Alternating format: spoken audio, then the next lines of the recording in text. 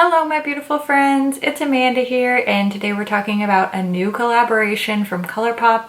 This time it's with Becky G. If you don't know who Becky G is, I'm gonna link a few things below so that you can go check her out. She's an American recording artist. She is from California, but her parents are from Mexico, so she records songs in both English and Spanish, and she's had hits on the English and Spanish speaking charts. Plus, she's just an all-around babe.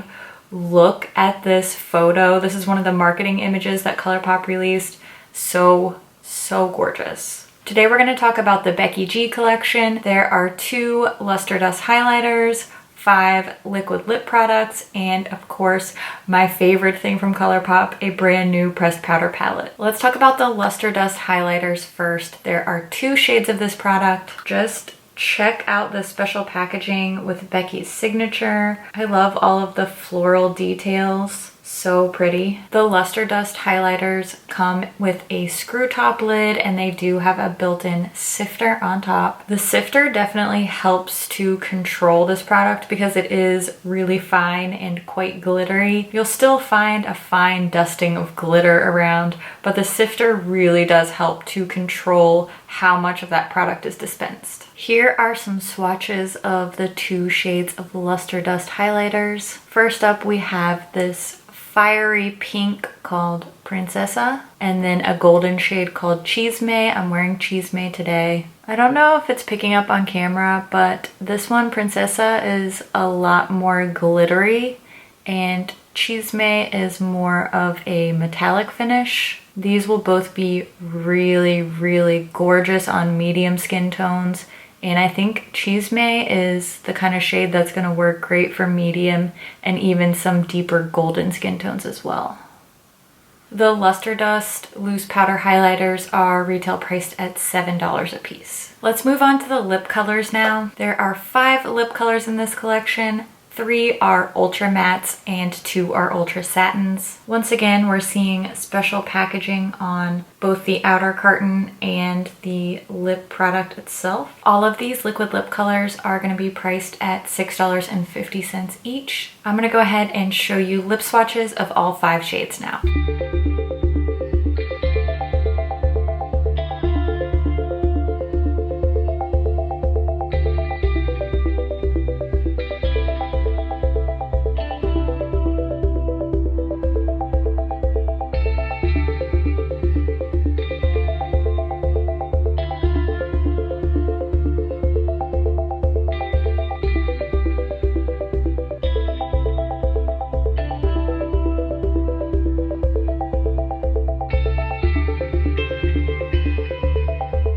Last but not least, we have the pressed powder eyeshadow palette.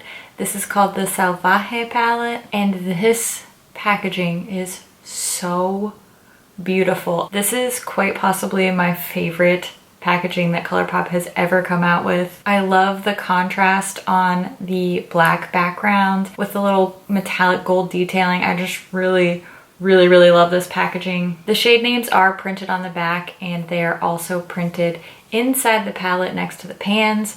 There is a mirror in here. I love that. This is the typical ColourPop palette packaging in that it is a heavy-duty cardboard with a magnetic closure. This is their standard 12-pan layout. Something that really sets this palette apart, in my opinion, is there are so many matte shades in here. There are 8 mattes and only 4 shimmers. That kind of inspired me to do a very matte eye look today. We'll get to the tutorial. First, I want to show you swatches of all of these eyeshadows. I'm going to be showing you both finger and brush swatches on the back of my hand with no primer down.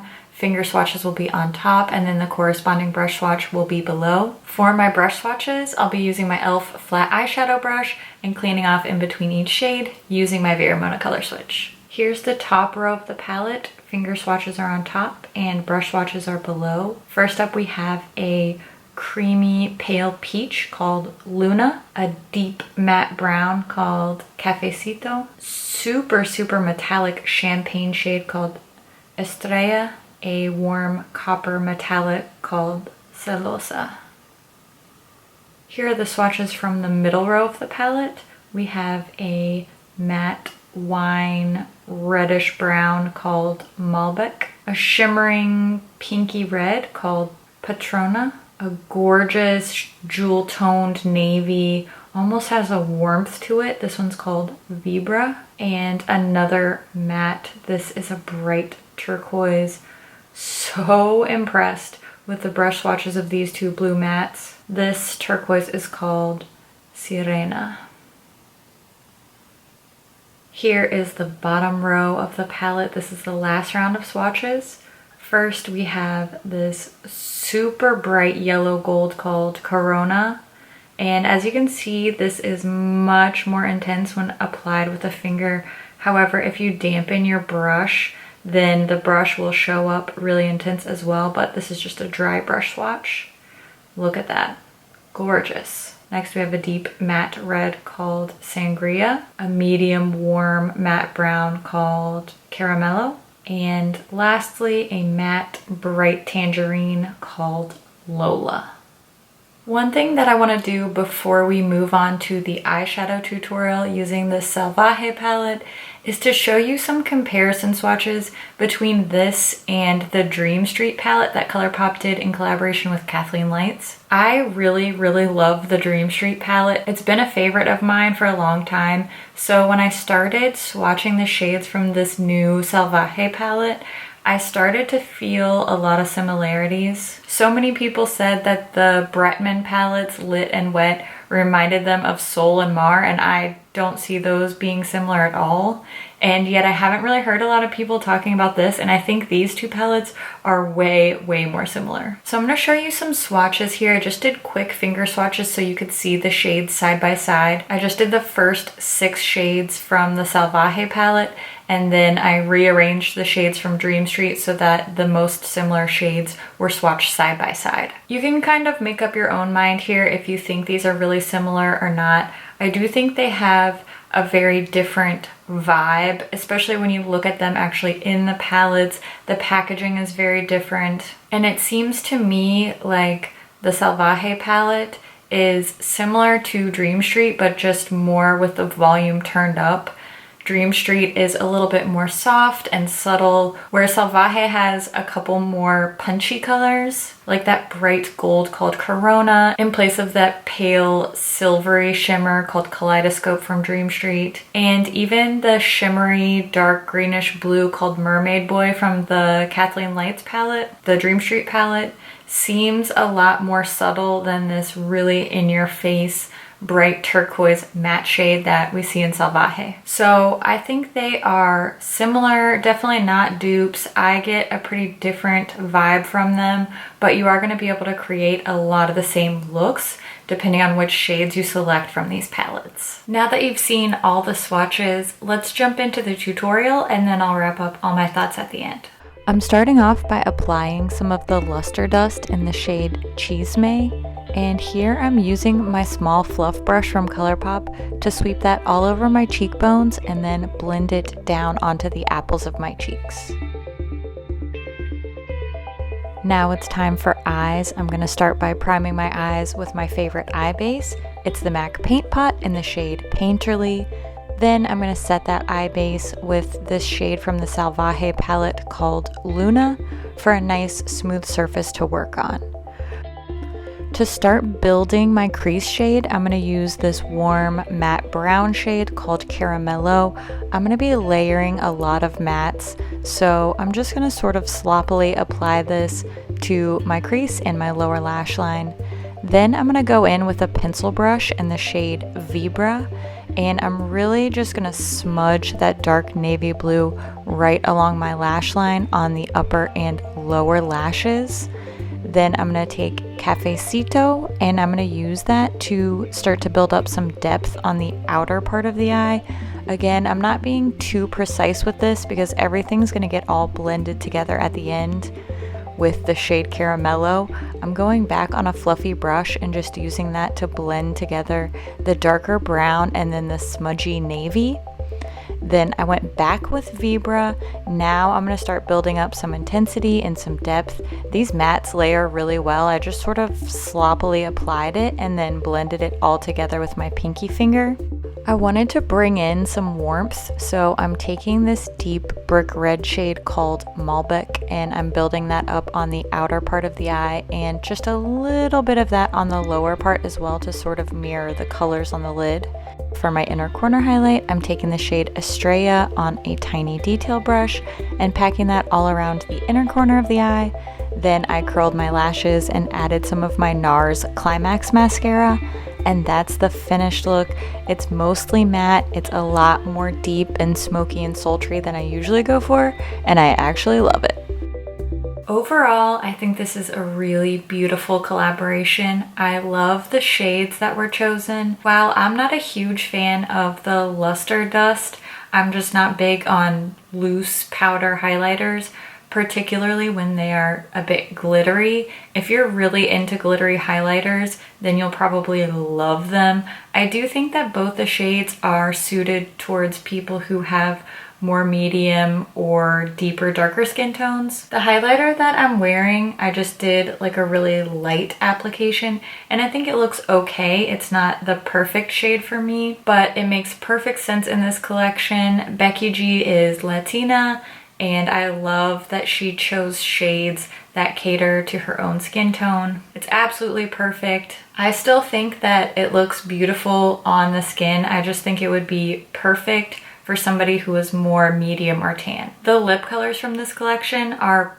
possibly my favorite thing. I know I always say it's the palette, and I do like this palette, but I just think that these colors are so rich, so warm. I'm glad that there's a mixture of mattes and satins. The Ultra Satin lips are my absolute favorite lip formula from ColourPop. They are quite long wearing, although they're not transfer proof.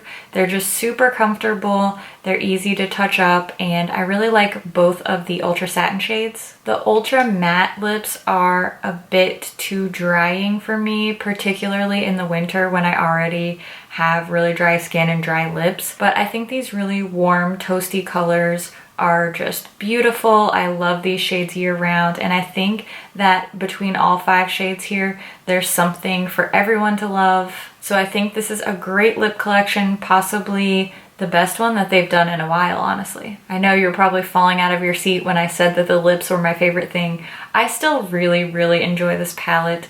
I think this packaging wise is one of the most beautifully packaged palettes that they've ever done, and you know I love my ColourPop palettes. Something about this is simple yet exciting. Really love that there's a mirror in here. I love that the shade names are printed next to the pans. That's a big bonus for me. Shade wise, this is a little bit too similar to Dream Street for me. If they had just changed even 2 of the colors in here, that would have made a big difference for me. Between the 3 deeper mattes, I think they're just a little bit too similar. The more brick red Malbec and then the more berry red Sangria just come off looking too similar once they're applied to the eye. I wish they would have really gone for it with the Sangria shade and just made it like a primary bright bold red. And I kind of have the same feeling about these 2 shimmer shades, Celosa and Patrona. Patrona is more of a